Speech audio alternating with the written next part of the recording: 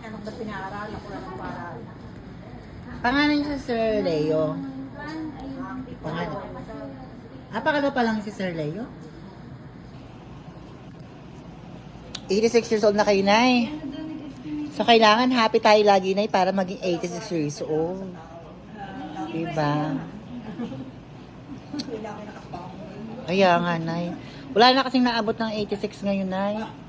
Sa panahon ngayon, hirap na hirap.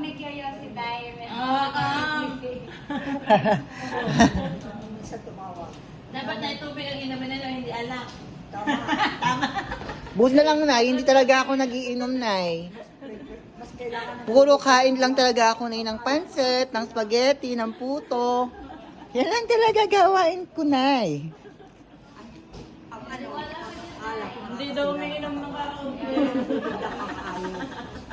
Opo, yung tubig talaga, napaka-the best inumin talaga.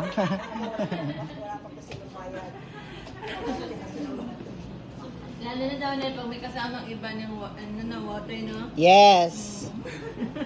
Kahit wala kasama po.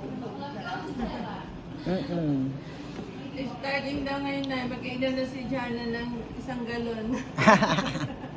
Sabi ko sa inyo, tatay ko nakarating na 102. Wala, hindi siya nakasakay. Ha? Kumikita lang siya. Pero nanay, ilan po lahat ang anak niyo, Nay? Ilan lahat? Ilan lahat po anak niyo? 5? Tuloy lang ako. Kasi meron akong Nay, sikat na kasi akong vlogger. Sikat na vlogger. Kasi meron pala ka. So, ini-interview ko yung birthday girl. Diba? Yung mga anak ko, mabalo ako. Hindi ko lang gusto. Lahat na lalaki po anak mo. Wow naman, ang sarap maging family nyo, Nay. Lahat lalaki pala.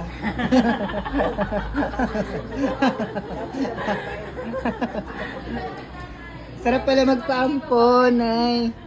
Sana ako na lang yung naging anak niya na babae doon. Para solo. Ang rena ng buwesa. Diba? Dabuesa. Tapos yung action na din ako, dalawa lang ang babae. Lahat Puro lalaki, girl. Doon ka na lang. Dalawa lang babae yung apo. Oo. Puro lalaki. Leo lang ang may anak na. Oo nga po.